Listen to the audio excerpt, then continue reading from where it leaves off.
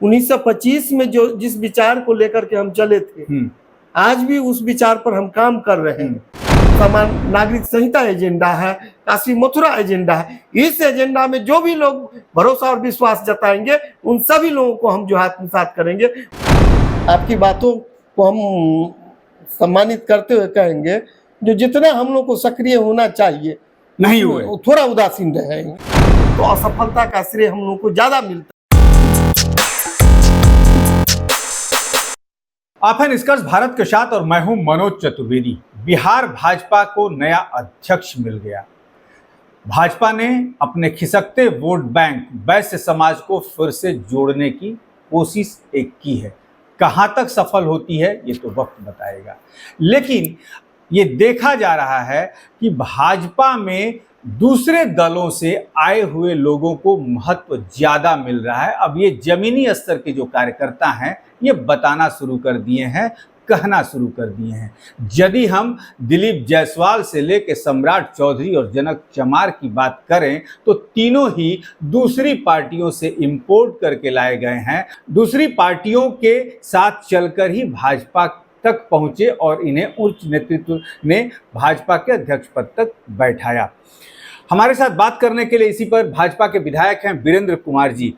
वीरेंद्र कुमार जी, ये बार बार चर्चा होती रही है। अश्वनी चौबे भाजपा के कद्दावर हिंदू नेता, उन्होंने एक बात कही कि इंपोर्ट होके जो आ रहे हैं उनको ज़्यादा आगे बढ़ा दिया जा रहा है और भाजपा को इसलिए नाराजगी झेलनी पड़ रही है अपने कार्यकर्ताओं से। कितनी सच्चाई है इसमें? आप देखिए, लोकतंत्र में चेहरों की गिनती की जाती है और गिनती की जाती है तो मान लीजिए जो परंपरागत कार्यकर्ता मान्यवर चौबे जी बाल स्वयंसेवक से लेकर के अभी तक और इमरजेंसी के पीरियड में भी काफी दर्द को झेलने वाले कार्यकर्ताओं की टोली के लोग रहे, तो उनको तो दर्द होगा।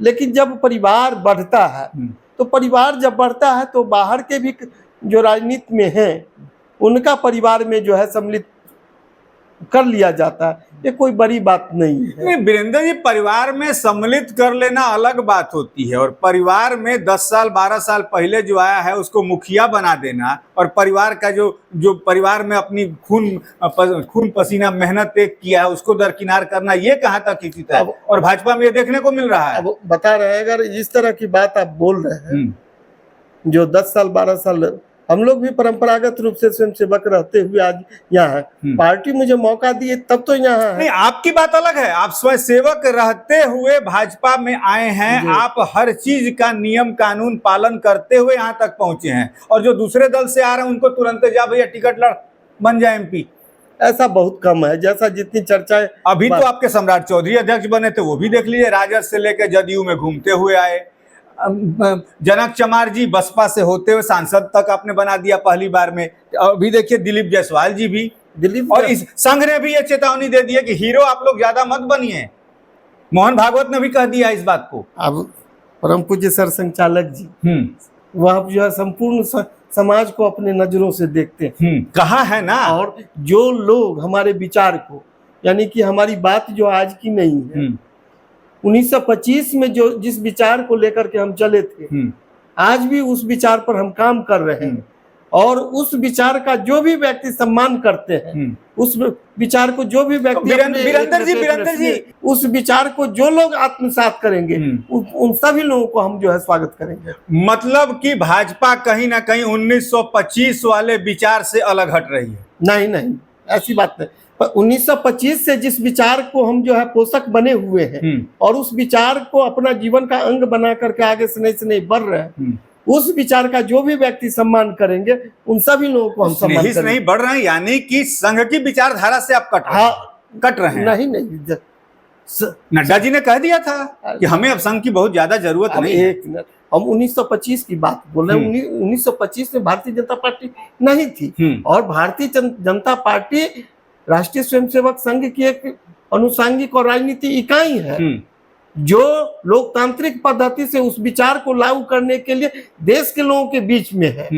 उस लोकतांत्रिक पद्धति के माध्यम से हम 370 को समाप्त किए। राम मंदिर हमारा एजेंडा था, समान नागरिक संहिता एजेंडा है, काशी मथुरा एजेंडा है। इस एजेंडा में जो भी लोग भरोसा और विश्वास जताएंगे उन सभी लोगों को हम जो है आत्मसात करेंगे और अपने संगठन में स्वागत करेंगे। मतलब कि यदि कांग्रेस वाले भी कहें कि हम एजेंडा में आपके साथ हैं, जो आपका एजेंडा था संघ का उसके साथ हैं, तो क्या कांग्रेस वालों को भी आप ले लेंगे साथ? आते ही हैं। अगर मान लीजिए वह भी हमारे विचार को मानते हैं, ऐसे कई लोगों को हम आत्मसात किए हैं।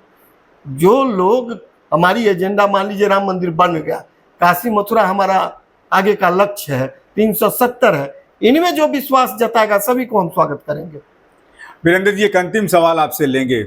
मानते हैं कि अब स्वयं सेवक जो है कहीं ना कहीं भाजपा से कट रहा है, भाजपा की कुछ नीतियों को देख के, सच्चाई के साथ, क्योंकि आप स्वयं सेवक रहे हैं और अभी आपने जो कहा। हाँ। ऐसा कुछ नहीं। हाँ। आप जो कह रहे हैं, जो स्वयंसेवक कट रहे हैं, स्वयंसेवक करते नहीं है। स्वयंसेवक की सक्रियता, कभी सक्रियता प्रबल हो जाती है तो हमारी सफलता अधिक होती है। कभी कभी स्वयंसेवक जो है किन्हीं मुद्दों को लेकर के, किन्हीं बात को लेकर के सक्रियता नाराज रहते हैं। हाँ, नाराज होते हैं, तो असफलता का श्रेय हम लोगों को ज्यादा मिलता है। यानी कि लोकसभा में स्वयंसेवक नाराज थे कहीं ना कहीं, इसलिए ही आप अपनी 273 तक नहीं पहुंच गए, 40 में सिमट गए।